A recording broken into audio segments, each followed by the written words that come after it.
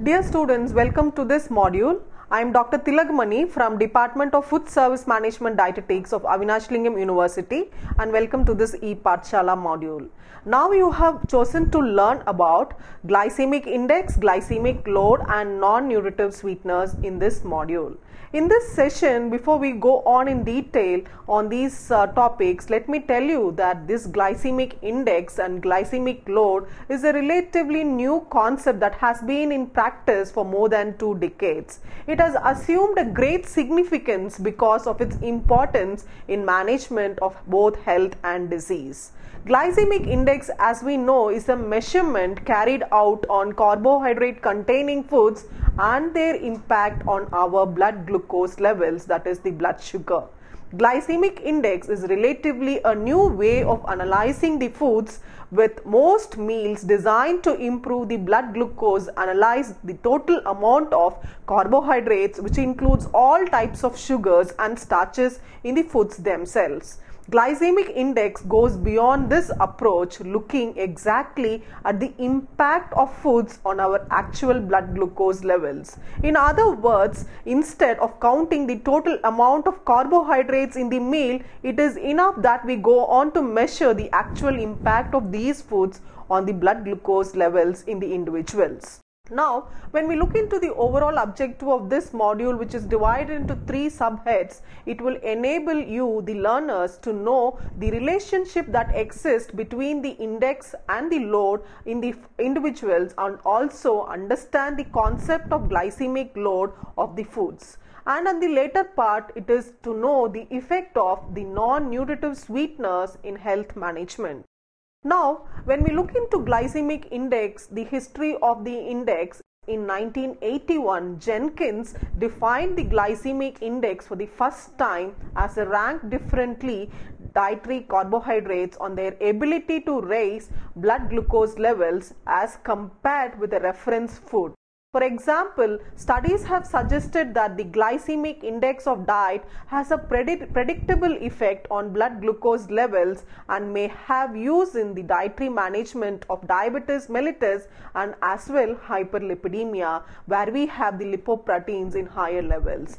There are significant data indicating slowly absorbed starchy foods, that is, those with a low glycemic index may have a health advantage over those with a high glycemic index. However, the Institute of Medicine declined to set an upper limit, which is UL, for the glycemic index in its 2002 recommendations. Compelling reasons were that data from healthy individuals were not adequate and that it is difficult to separate other factors that may contribute to the blood glucose levels from the effect of the glycemic index. For example, when we look into the beneficial effects of dietary fiber on blood glucose levels, which are well established, certainly fiber is known to decrease the glycemic index. The median fiber intake of Americans is only half of the average recommendations of the healthy individuals. And now when we look into how this glycemic index is classified, it is classified as low, medium and high. So the low levels include the glycemic index 55 or lesser, and when we go into the next category of medium index foods, it is between 56 and 69, and the high glycemic index are rated more than 70. And now we will have to know why glycemic index and need for this glycemic index. Glycemic index is a valuable nutrition education tool in a number of areas of clinical nutrition, manipulating the food choices to lower the glycemic index of the diet, and has shown to improve the blood glucose control in diabetes and also to reduce the high blood lipid levels. Application of these glycemic index foods may be useful also in sports nutrition to optimize the carbohydrate availability for exercise, and that can be particularly useful for sports activities involving prolonged moderate intensity exercises and endure the sports performance. Different foods have different effects on the blood glucose levels depending on how the digestibility of starch happens in the food and its interaction of the starch with protein in the food and the amount and kind of fats, sugars and fiber which is available in the meal, and also the presence of other constituents that bind starch in the form of food, for example dry paste or liquid form, or whenever it is coarsely or finely ground, how thoroughly it is cooked, and these combination of foods consumed at a given time also affects the glycemic index.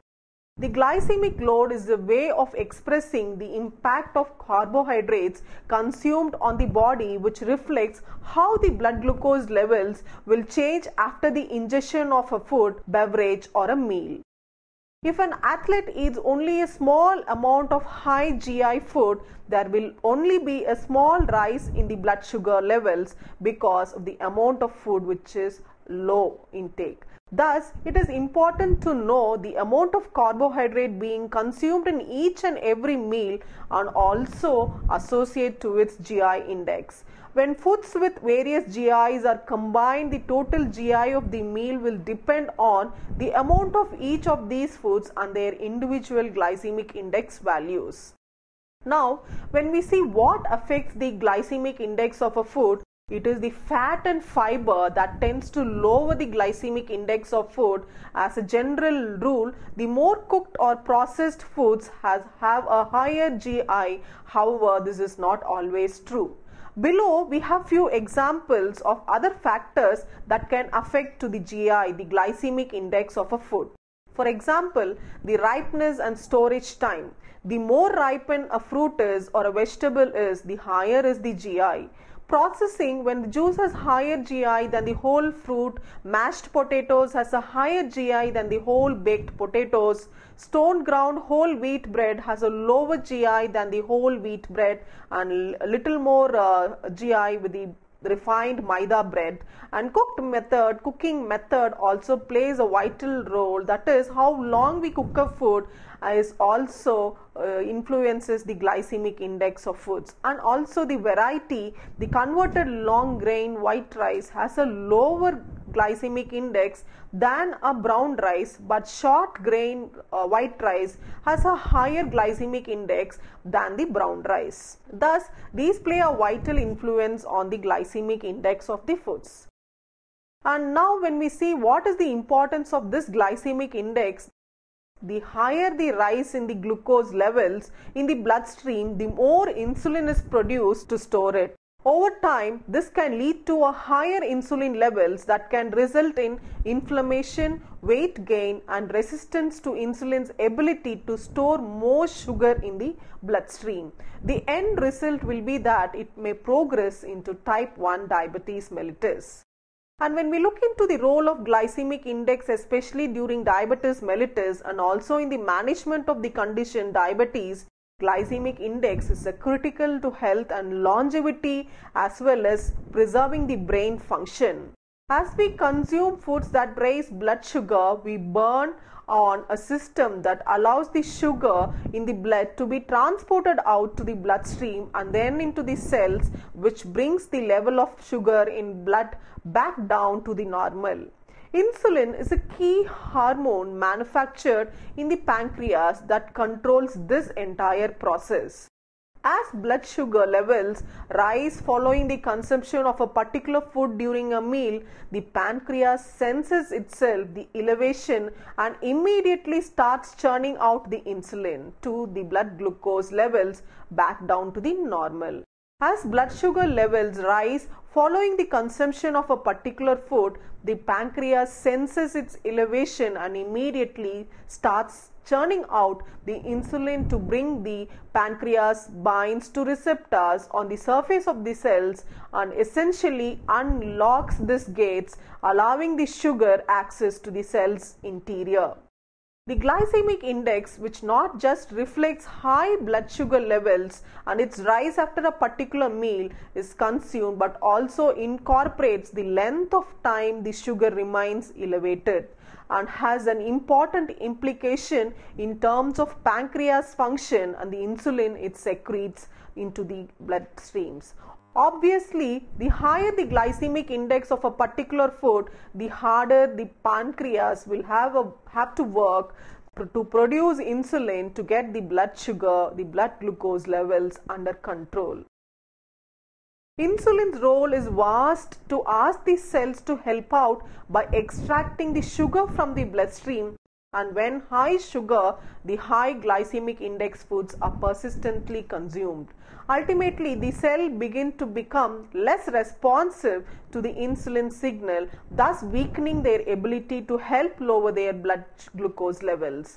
Someone with diabetes should aim to avoid peaks in the blood glucose levels in their bloodstreams. One way to achieve this is by eating more of the low glycemic foods that are slowly absorbed into the pancreas, and slow or gradual rise in their blood sugar may happen.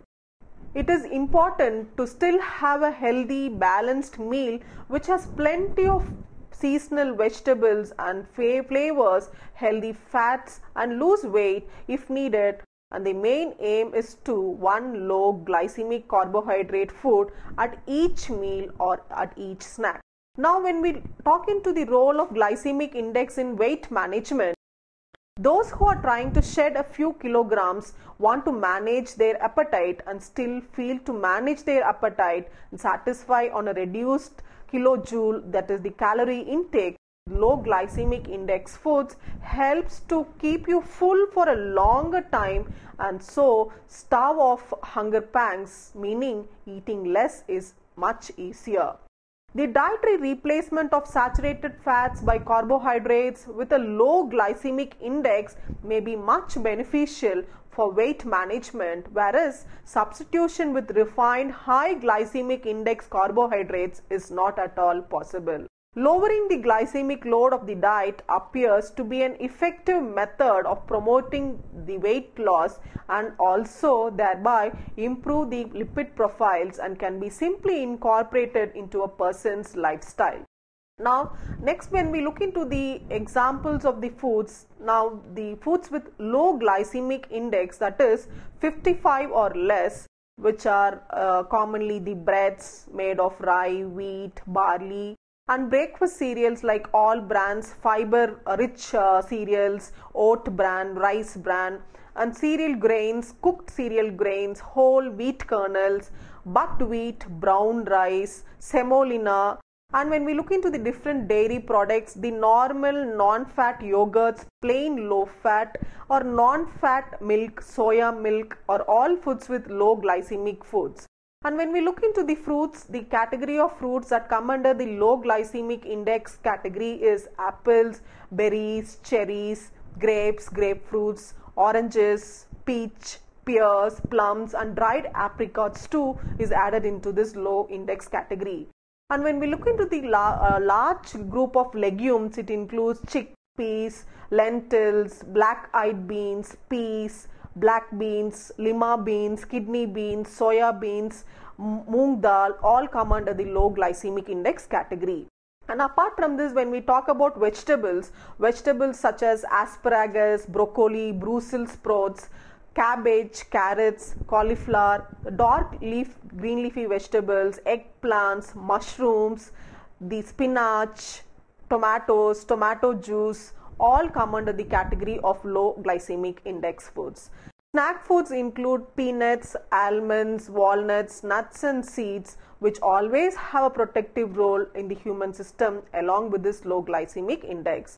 And when we look into sugars, the fructose and lactose are the two sugar category that is categorized in the low glycemic index category. Now, when we look into the list of foods choices with moderate glycemic index, which is between 59 and 69, includes whole wheat bread, whole grain breads, rolled barley, basmati rice, the long grain rice, cornmeal, low fat, non-fat fruits, yogurts, apple juice which is unsweetened without any additional sugars, banana which is unripened stage, mango, pineapple, papaya, orange juices which is also unsweetened, the grapefruit juices, carrot juices, beets, green peas, sweet corns, yam, sweet potatoes, all come under the category of moderate GI foods. And now when we look into the category of sugars, sucrose comes under this moderate GI, which is in between the low and the high category foods. And the last one, when we categorize the foods with high GI, which is 70 or higher, and this cautions the persons to limit the intake of such foods, and this includes white bread and also the processed wheat bread sometimes, gluten-free white bread, rice bread, and also nuts like grape nuts, Rice Krispies, corn flakes, bran flakes, corn bran, total shredded wheat, puffed wheat, corn pops, and also white rice, quick cooking rice, parboiled rice, all come under the category of the high GI foods. The cranberry juice, which is made as a cocktail, canned dates, raisins, watermelon, all these are categorized as foods with high index. And also when we talk about the pastas, noodles, spaghettis are also under this category of high GI foods. Instant potatoes, French fries, winter squashes, pumpkins, potato chips, waters, soda, crackers, rice cakes, and breakfast cereals, bars and cookies also under this category of high GI. And when we look into the category of sugars, it is the maltose, glucose, and honey which is categorized as high glycemic. Now, so far we have seen the details on glycemic index of foods as such. Now we will move on to see the second part, which is the glycemic load, what happens into the human system. The glycemic load is the actual amount of an insulin stimulating carbohydrate consumed multiplied by the glycemic index for that carbohydrate. A healthy diet is obtained through insulin moderation, which can best be achieved by consuming primarily the low density carbohydrates that also will have a low glycemic index.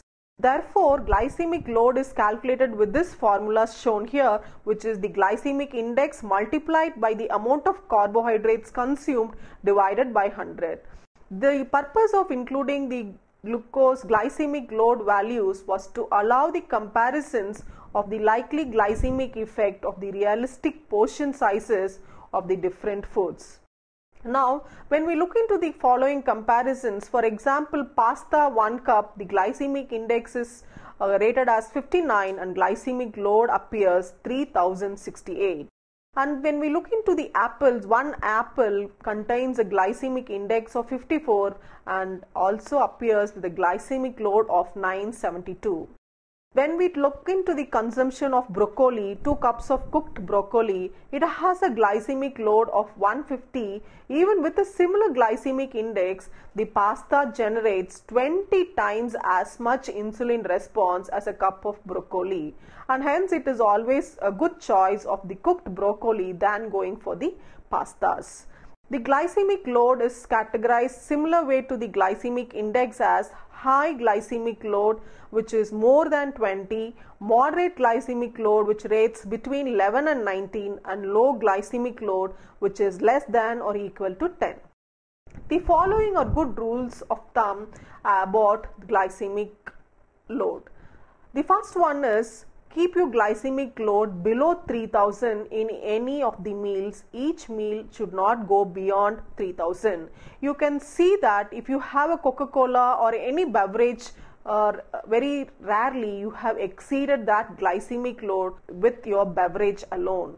The more processed a food, the higher is the glycemic load. Boiled beans have much lower glycemic load than the same volume of canned beans. And when you make any bean into soup, the glycemic load skyrockets because the prolonged cooking breaks down the cell walls of the bean, making it easier for the body to digest it into simple sugars for absorption. As I conclude to this glycemic load, it is the concept that makes it clear why consuming most of your carbohydrates from high quality vegetables is the key to maintain insulin levels with the appropriate zone without any much peaks. Now, let us move on to see the last section, which is the non-nutritive sweeteners. Non-nutritive sweeteners are zero or low caloric alternatives to nutritive sweeteners such as the table sugar. These sweeteners can be added to both hot and cold beverages and some can be used for baking too. Non-nutritive sweeteners are much sweeter than sugar, so only small amounts are needed for use. They provide fewer calories per gram than sugar because they are not completely absorbed by your digestive system. The Food and Drug Administration (FDA) has approved the use of following non-nutritive sweeteners like aspartame, neotame, saccharin, sucralose and stevia. Now let us see a few of these in detail. When we look into the details of aspartame, it has 4 calories per gram. However, because it is 200 times sweeter than the table sugar. Aspartame is used in very small amounts, thus adding almost no calories to the foods and beverages. As a result, when aspartame is substituted for calorie-containing sweeteners, total calorie in foods and beverages are significantly reduced.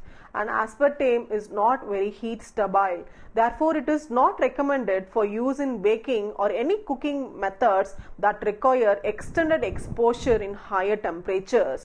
Although there is no safety concerns with doing so, the flavor breaks down, reducing the sweetness of the final product, and aspartame is typically used in prepared foods and beverages that do not require heating during preparation. Aspartame can also be added to a cup of coffee or tea when it is ready. Because the sweetener contributes phenylalanine, products containing aspartame must bear a warning label for people with the inherited disease, the phenylketonuria, which is PKU. People with PKU are unable to dispose of any excess phenylalanine, and this must be kept as a caution. Now, when we look into the next non-nutritive sweetener, Cyclamate, in the United States, the Food and Drug Administration (FDA) banned the sale of Cyclamate in 1969 after lab tests in rats. The animal studies involving 10:1 mixture of Cyclamate and Saccharin that at levels comparable to the humans ingesting 550 cans of diet soda per day caused bladder cancer, a disease which can lead to particularly susceptible individuals. Cyclamate are still used as sweeteners in many parts of the world, including Europe. It is 30 times sweeter than sucrose and it tastes much like sugar and is heat stable, which is another advantage of this non-nutritive sweetener. Now, when we look into the next non-nutritive sweetener, which is the saccharin. Saccharin is the oldest of all the sweeteners in the market, and saccharin is sodium orthobenzene. The sulfonamide or the calcium salt, it is heat stable and suitable for use in cooking and as well in baking and also as an addition to beverages and foods. It can be synthesized with relatively few impurities and is inexpensive when used in combination with aspartame or the cyclamate. Sweetness is enhanced and the bitterness is reduced here. And the other sweetener available in market is the stevia. Stevia sweeteners are natural ones, zero caloric source of sweetness.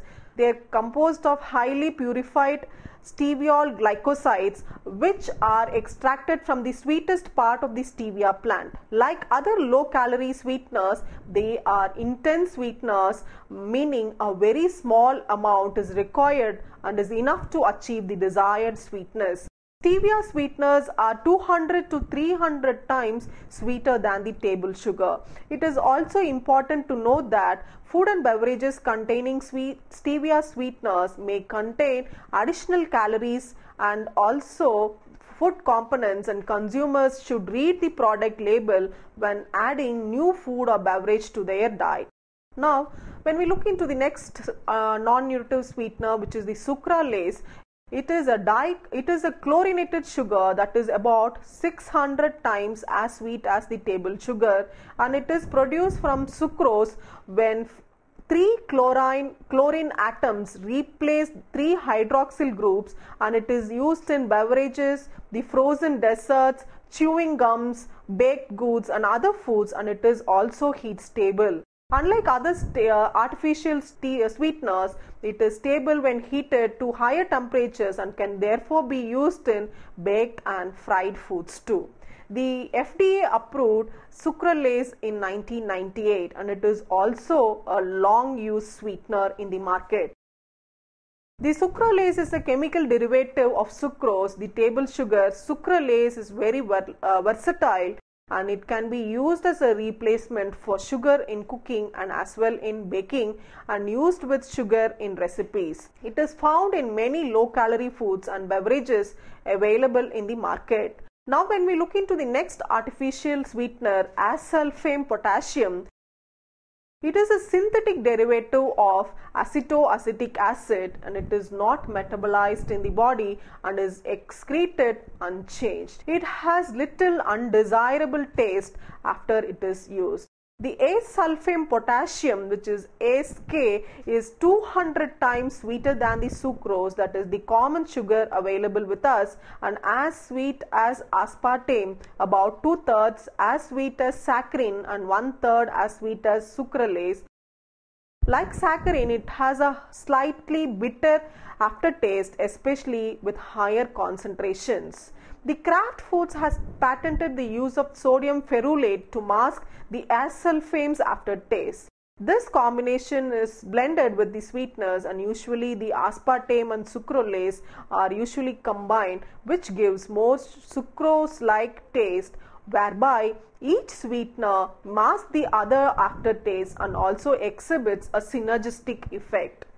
Now, when we look into the other non-nutritive sweetener, which is the Neotame, it is also used in low-calorie foods and beverages available in the markets and especially in the processed foods. But to a lesser extent than from other sweeteners, it is about 7,000 to 13,000 times sweeter than the sugar. Therefore, it is a derivative of amino acids phenylalanine and aspartic acid and has a huge role in the foods prepared in the markets. Lead acetate is sometimes called the sugar of lead. It is an artificial sugar substitute made from lead that is of historical interest because of its widespread use in the past, such as by ancient Romans. The use of lead acetate as a sweetener eventually produced lead poisoning in any individual ingesting it as a habit. Lead acetate was abandoned as a food additive throughout the world after the high toxicity of lead compounds became very much apparent. Now, when we look into this another component, Alitame, it is dipeptide based amide and has a sweet taste similar to sugar. It is more than 2,000 times sweeter than sucrose. FDA approval for Alitame and Cyclamate is still pending. As a conclude to this module, non-nutritive sweeteners or artificial sweeteners that are available in the market are also commonly referred to as a key ingredient for dieting products, such as they provide a significant sweetening effect without adding carbohydrates or calories. Since the 1950s, these sweeteners have been approved for use in number of dietetic and low-calorie foods available in the market and has a vast role in the management of disease. The Food and Drug Administration (FDA) has established an acceptable daily intake, which is ADI, for artificial sweeteners, and ADI is the amount of sweetener that individuals can safely consume without any harm each day over the course of lifetime without any adverse effects, and it includes a 100-fold safety factor which is based on body weight and includes a very large safety margin. So hence these topics are very much useful to you. Hope you learned this module. Thank you.